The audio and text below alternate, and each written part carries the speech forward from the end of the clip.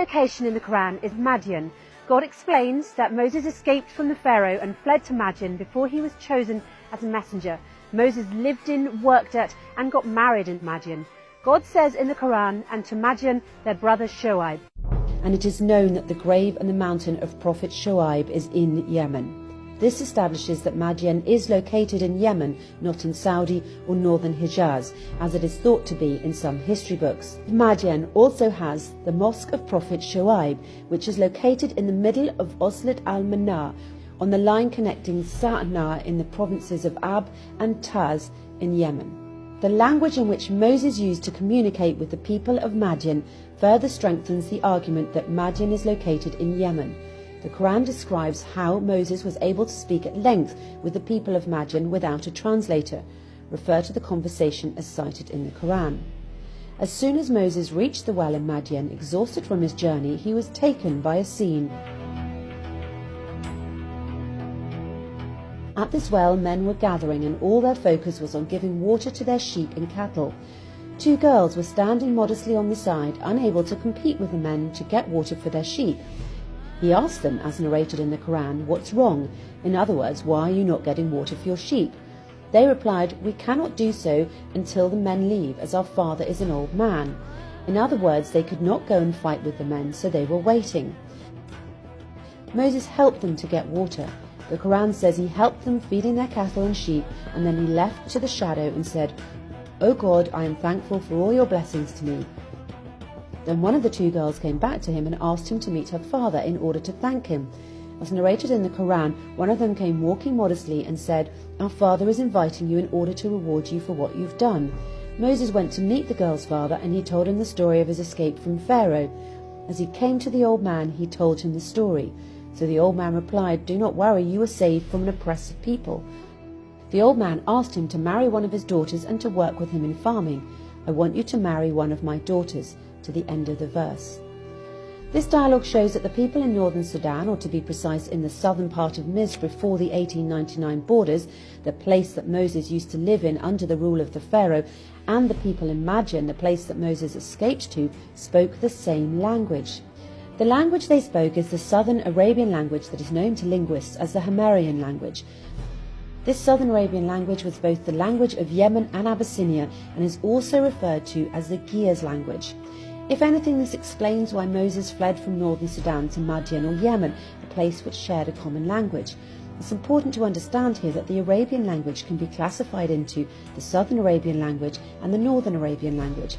The southern Arabian language, or the Himyarian language, which belongs to the south, the southern part of Misr like the northern Sudan and Abyssinian highlands, the southern part Arabian peninsula like Yemen, while the northern Arabian language, al-Fusa as the linguists call it, belongs to the northern part of the Arabian peninsula, which is currently known as Saudi Arabia.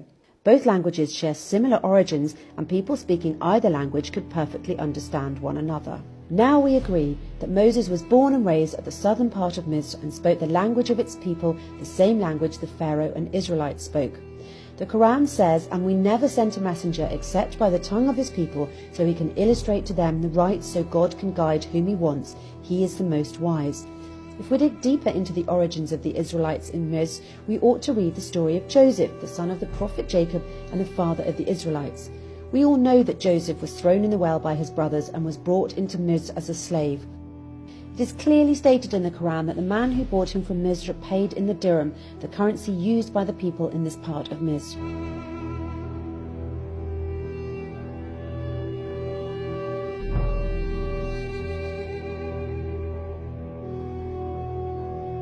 Knowing which region in Misr at the time dealt in dirhams will also lead us to figure out where Joseph was sold and whether the caravan entered Misr from the north towards Sinai, coming from the Sham, or it entered Misr from the south towards Abyssinia, coming from the southern Arabian Peninsula.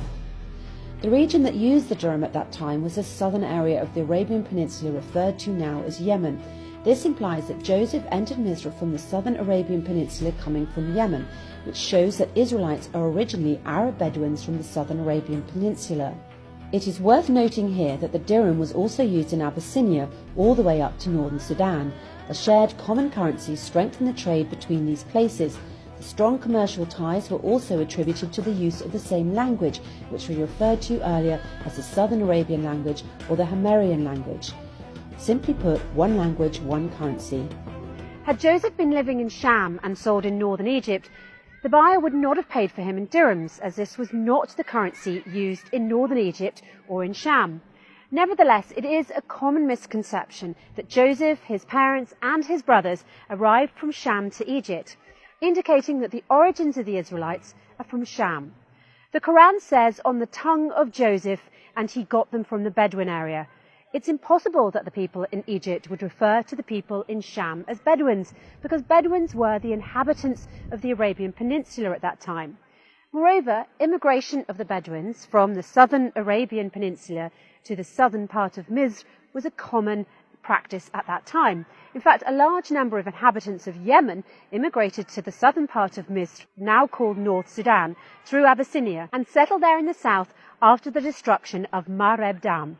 The connection between Yemen in the southern Arabian Peninsula and Abyssinia is strong and goes back to BC. The two places shared strong ties and movements between their inhabitants. Southern Arabs immigrated to the African coasts of Abyssinia and formed their own settlements there. Also, Africans immigrated to the southern Arabian Peninsula and even ruled it several times. This kind of immigration continued until Ptolemies ruled and had control over the Red Sea. Obviously, this two-way immigration led to the unification of languages between the different nations. That's why the Southern Arabian language was the most popular language in both Abyssinia and Yemen. Furthermore, when early Muslims emigrated to Abyssinia, escaping the oppression of Quraysh, they met al-Najashi, the ruler of Abyssinia. The companion Ja'far min Abi Talib read to al-Najashi from Surat Maryam in the presence of the priests, and while al-Najashi was listening to Surat Maryam, he burst into tears and his companions cried as well. A verse was then revealed, and as they hear what has been revealed to the Prophet, you can see their eyes full of tears from what they knew was the truth. The key question here is, how did al-Najashi and the priests understand the language of the Quran when they were speaking Abyssinian, while Ja'far was speaking the Northern Arabian language? This proves to you that the language of Abyssinia at that time was the same language being used in the Southern Arabian Peninsula, Yemen, and that the Northern and Southern Arabian languages share the same origins, and that, as mentioned earlier, the people who speak both languages can understand one another. In summary, southern Misr, now northern Sudan, as known in ancient times, shared the same language with the people of Abyssinia and those of the southern Arabian Peninsula, Yemen. This language is the Southern Arabian language. Also, the dirham is the currency of the Southern Arabian Peninsula, all the way to Abyssinia through the east and north of Sudan. We can now understand that the immigration of Bedouins from the Southern Arabian Peninsula to southern Misr was a common practice at that time, and not limited to the Israelites when Joseph welcomed his brothers and parents into Misr. All this proves that Moses spoke the same language of the Pharaoh, and that the escape of Moses from the Pharaoh in northern Sudan to the south in Madian, Yemen, makes perfect sense. To take this one step further, based on the previous premise, mainly that Abyssinia, Yemen and northern Sudan shared the same language, as well as scientific proof that the first Homo sapien was discovered inside this triangle, specifically in Abyssinia, where the first civilization in the world was located, it shows that the first language humans used was this Southern Arabian language. In a nutshell, the Southern Arabian language is the oldest and first language for humans to know, and it is the origin of all other languages. The Southern Arabian language, or the Himyarian language, continued to spread from Yemen and Abyssinia through immigration to eastern and northern Sudan.